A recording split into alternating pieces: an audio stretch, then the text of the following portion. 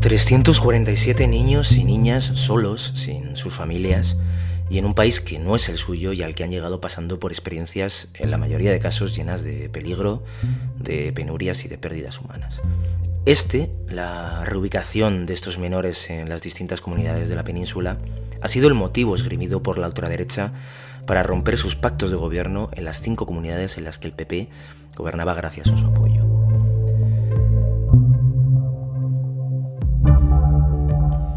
Hablamos de comunidades con millones de habitantes a las que se les asignó la acogida de apenas 20 o 30 de estos menores no acompañados. Evidentemente es una cantidad ridícula que para nada supone un esfuerzo excesivo, pero que ha sido el detonante que Vox ha elegido para marcar territorio ideológico con sus competidores electorales, y particularmente con el nuevo pseudopartido que irrumpió en las pasadas elecciones europeas, situando a Vox lejos del crecimiento que proyectaban las encuestas.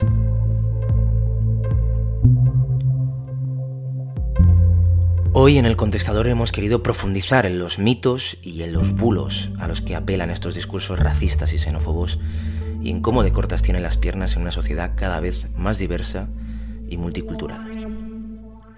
Vamos con ello. El Contestador, el podcast de la revista Contexto. Ninguno de los menas que roban, que agreden, que violan en la Casa de Campo de Madrid o en el resto de las ciudades españolas han venido a aportar nada a España, señorías. Lo sufren los españoles de a pie, señorías. Extranjeros no acompañados que nunca tenían que haber entrado en España. Y por cierto, menores que en algunos casos son más grandes que nosotros. En este tercer capítulo del Contestador hemos querido tratar este tema, el de la inmigración irregular, y hacerlo sobre todo huyendo de este marco de disputas sobre repartos, cifras y tacticismos electorales. Y hablar del racismo, de la xenofobia que hay detrás de este marco y de los discursos que hacen que sea el que acabe comprando la mayoría de los medios de comunicación. Para ello, hoy vamos a hablar con Joaquín Urías. Joaquín Urías es profesor y exletrado del Tribunal Constitucional, además de colaborador habitual de Contexto, y esta semana escribía un artículo abordando este tema y desmontando los bulos y los prejuicios que lamentablemente siguen asociados a la realidad de los fenómenos migratorios en nuestro país. Muy buenas, Joaquín. Hola, Carlos, ¿qué tal? Encantado de oírte. La tesis fundamental de tu artículo, Joaquín, es que este supuesto problema que ciertos sectores encuentran en la inmigración es esencialmente un problema de racismo, es decir, que estos extranjeros sean personas negras o de origen africano. Entonces, por situarnos en los hechos, en la realidad que hay detrás de este fenómeno de la inmigración irregular en España, ¿qué nos dicen los datos sobre el perfil o perfiles mayoritarios de personas migrantes que hay en nuestro país?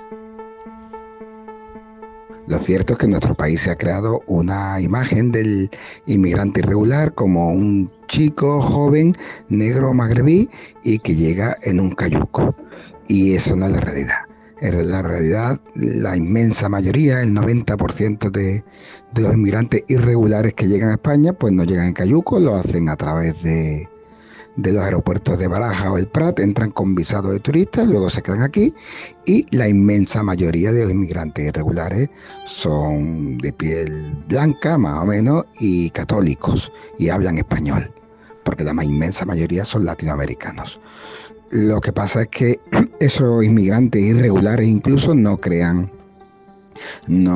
alarma porque se parecen mucho a nosotros, tienen nuestra misma cultura, nuestra misma religión, hablan nuestro idioma y nadie los ve como un problema.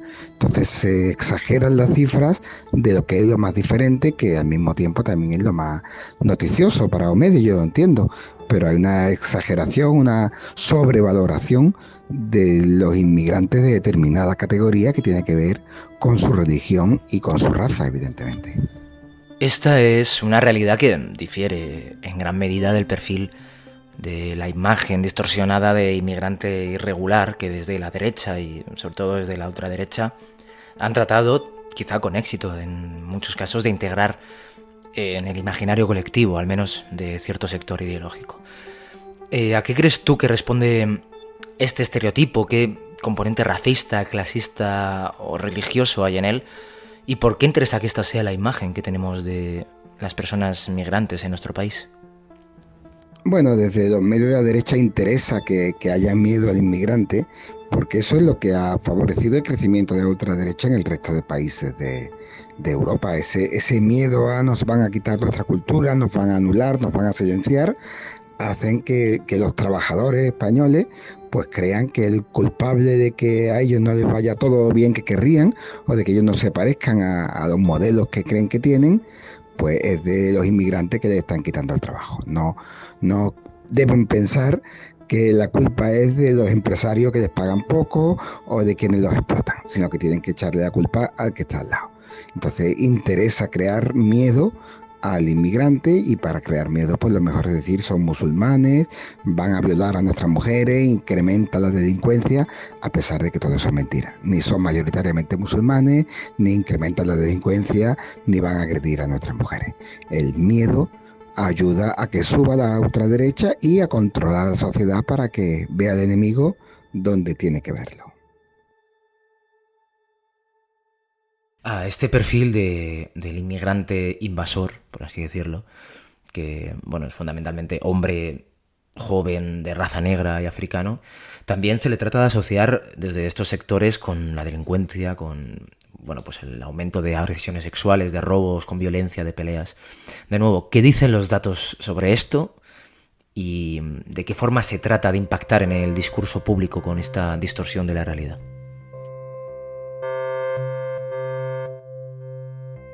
Efectivamente, parte de la historia, como te he dicho, pues tiene que ver también con crear miedo a través de la delincuencia, ¿no? Los datos de delincuencia, pues la verdad es que son variados, son datos que se pueden tomar de muchas formas. Es cierto que en algunos contextos muy limitados y tomando nada más que determinados datos, pues puede haber pequeños incrementos de pequeña delincuencia vinculados a la inmigración, pero también están vinculados pues a la pobreza y se pueden coger pues cualquier otro margen. Quiero decir, si tú miras en una zona donde la población es extremadamente marginal, en un barrio chabolista de cualquier ciudad, pues evidentemente hay más delincuencia. Pero es que con las cifras se puede hacer todo. También es cierto que hay muchísima más delincuencia, pero mucha más, como un 80% más de hombres que de mujeres. ¿Eso quiere decir que tenemos que acabar con los hombres y tenemos que tener sociedad solo de mujeres? Pues quiero pensar que no. También hay más delincuencia de jóvenes que de ancianos, etcétera, etcétera. Quiero decir que las diferencias de delincuencia entre un sector de población u otro se puede jugar con los datos, pero la inmigración no necesariamente lleva aumentos de delincuencia, depende de qué mires. En general, fíjate, en España la inmensa mayoría de la inmigración, o bueno, una mayoría, son mujeres, y las mujeres son un colectivo que normalmente delinque menos. Luego, es posible utilizar también cifras que desmientan esta sensación. No es evidente que a mayor inmigración, mayor delincuencia, yo creo que eso lo sabe todo el mundo. Y por último, ya a modo de conclusión, ¿existe realmente un problema con la inmigración ilegal en nuestro país?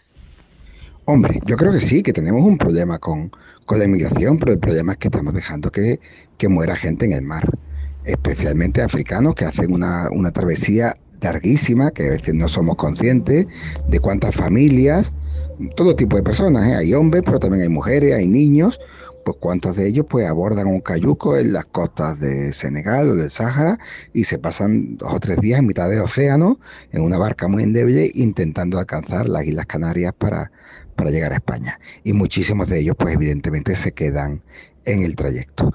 Y eso es un problema porque es culpa nuestra, porque quien aborda un cayuco es porque no se le dan otras vías, porque España no tiene mecanismos para permitir que la cantidad de inmigrantes que necesitamos vengan de manera legal.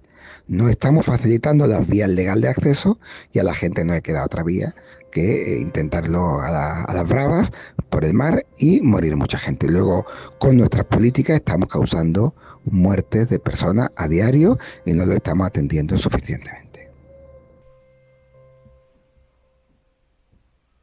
Muchísimas gracias, Joaquín, por tu tiempo y nos escuchamos en la próxima.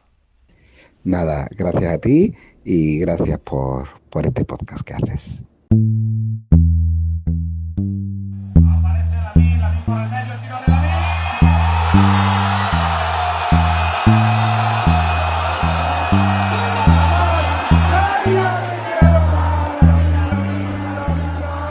La casualidad ha querido que este debate haya coincidido en el tiempo con la celebración de la Eurocopa de fútbol y la victoria en ella de la selección española. Una selección que este año ha tenido como figuras destacadas a dos jugadores muy jóvenes y que cumplen precisamente con este perfil estereotipado que nos comentaba Joaquín. Lamine Yamal, un chaval de 17 años recién cumplidos, catalán de origen magrebí, con padre marroquí y madre guineo-ecuatoriana, y Nico Williams, un jugador de raza negra, nacido en Pamplona y de ascendencia ganesa. Sobre lo que ha significado a nivel social y político, dado el impacto mediático brutal que tiene ese tipo de torneos en nuestro país, ha escrito el periodista y compañero de Contexto, Gerardo TC. Muy buenas, Gerardo. Hola, Carlos, ¿cómo estás? Lo primero de todo, quería preguntarte qué crees que dice de nosotros como sociedad la forma en la que hemos tenido de reaccionar ante el hecho de que las dos estrellas de la selección española de fútbol sean dos chicos jóvenes, negros y de ascendencia africana. Yo creo que habla de la sociedad española como lo que es, una sociedad de mezcla, que ha habido pocos sitios como la península ibérica en la que se hayan mezclado tantas culturas a lo largo de la historia, y eso queda no solo en la genética, no hay más que ver las caras de Abascal o Alvise para recordarlo, sino también impregnado en la forma de entendernos los unos a los otros. Y no era una tarea sencilla porque Yamal y Nico Williams no eran futbolistas fichajes de un equipo, no eran solo eso, eran, digamos, representantes de la selección española, con lo cual asimilarlos ahí conlleva aceptar que efectivamente hay vascos que son negros y hay catalanes que son de familia de origen magrebí, y se ha aceptado con total naturalidad y me parece lo normal y lo sano. Eso no quita que creo que hay que tener un poco de precaución con esto, porque el fútbol no deja de ser una burbuja en la cual pues gente de izquierda disfrutamos disfrutamos y somos fan de una historia que es una industria mafiosa llena de corruptos, ultraderechistas, etcétera, etcétera. O sea, el fútbol nos hace tragar muchas incoherencias. Fíjate, si nos hace tragar incoherencias que incluso hay gente de derechas que tiene un discurso antirracista dentro del fútbol, cuando al que pitan es, por ejemplo, a Vinicius, ¿no? La gente de derecha del Real Madrid de repente enarbolan una bandera que nunca enarbolarían fuera de un estadio de fútbol. Entonces, teniendo en cuenta estas peculiaridades, apartándolas, quiero decir, me parece que sí, que es positivo y que a mí no me sorprende personalmente. Esta reacción dice mucho de nuestra sociedad, pero también de nuestra derecha y de nuestras ultraderechas, porque en este repunte de xenofobia, o al menos de su reflejo mediático, hay un factor a tener en cuenta, y es la aparición de un nuevo espacio, como es el que representa el movimiento de Alvise Pérez, que parece que está siendo capaz de tensar aún más la cuerda hacia la derecha. ¿Cómo crees que puede impactar la aparición de este pseudopartido? Sí, la ultraderecha ha quedado muy mal retratada en este momento concreto que ha sido esa Eurocopa de fútbol y ese triunfo de la selección española. Han tenido muy mala suerte, porque bueno, ha coincidido que las elecciones europeas nos trajo a Alvise, una nueva empresa dentro del sector del odio y del miedo, y claro, siempre que llega una nueva empresa toca competir más fuerte. Eso pasa en cualquier mercado, y el mercado de la ultraderecha, en este mercado del odio y el miedo, no es diferente. Las elecciones europeas estuvieron muy cerca de la Eurocopa, y justo en ese tránsito entre unas y otras aumentó muchísimo el discurso xenófobo. Ya te digo, están compitiendo por un mercado, por el mercado del odio. Entonces, claro, nos dibujaban el odio y el miedo como un joven negro o con rasgos magrebíes, que es justo los rasgos que tienen Nico Williams y Lamine Yamal, que han sido quizás las dos estrellas o los dos que más han destacado socialmente en la victoria de la selección española. Esto ha sido para ellos un dolor de cabeza, y yo creo que ha tenido mucho que ver el éxito de la selección española con el movimiento de Vox saliéndose de los gobiernos autonómicos, apostándolo todo a esa batalla del odio y el miedo, que no era sostenible si era parte de esos gobiernos que iban a aceptar a unos cuantos niños en comunidades autónomas, unos cuantos niños que estaban en Canarias. Creo que han tenido una mala Eurocopa. En tu artículo apuntabas, Gerardo, que de repente esa amenaza, ese perfil de menores no acompañados que la ultraderecha ha tratado de ficcionar como el mayor riesgo para nuestra seguridad, se ve representado por dos chavales que, además de ser muy buenos jugando al fútbol, son dos chicos muy simpáticos, muy amables, buenos compañeros. Entonces, ¿cómo crees que un espacio como es el fútbol, tan particular para lo bueno y para lo malo, puede lograr avances en materia de diversidad, de representación o visibilización de realidades que contribuyan a desmontar estos mitos racistas? Creo que sí, que tiene un gran impacto, que no debería tenerlo, pero bueno, lo tiene. Y en este caso el impacto es, parcialmente positivo, entiendo, por esto que hablábamos, porque la representación del miedo y del odio que hace la ultraderecha ha estado ahí reflejada, y porque la mera presencia de Nico Williams y Lamine Yamal obligan a aceptar que hay diferentes formas de ser español y diferentes aspectos.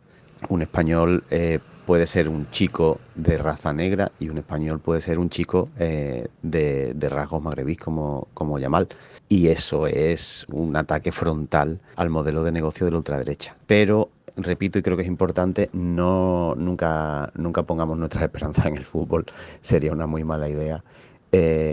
Tan mala idea como que el fútbol abanderase cualquier lucha, por ejemplo, contra el racismo, como hemos visto. En el Real Madrid todos eran antirracistas cuando se les silbaba a Vinicius, pero en cuanto un jugador como Mbappé ha levantado la voz diciendo, por favor, no votéis, ya que todos somos aquí tan antirracistas, por favor, que en Francia no se voten a partidos racistas, el nacionalmadridismo se ha llevado las manos a la cabeza. Le han querido decir a Mbappé, pero Mbappé, tú no te das cuenta de que esto es una burbuja, o sea, de que yo quiero ser antirracista dentro de mi estadio, yo no quiero que se le pite a mi delantero centro porque es negro, pero por favor no lo extrapoles a la sociedad. Yo quiero ser racista fuera del estadio, yo quiero seguir invitando a Abascal al palco y quiero seguir señalando a niños como un peligro potencial por el hecho de ser negros. El fútbol no es un buen acompañante en las batallas sociales. Sin embargo, en este pequeño extracto de la historia que ha sido este mes de Eurocopa, sí que hemos sacado cosas positivas de ello.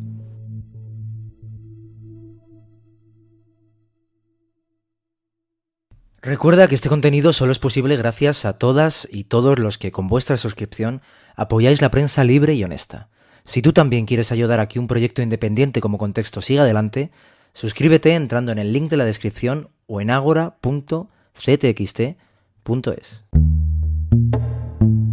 Dirección, guión, edición y música original, Carlos Hernández de Frutos. Una producción de Revista Contexto.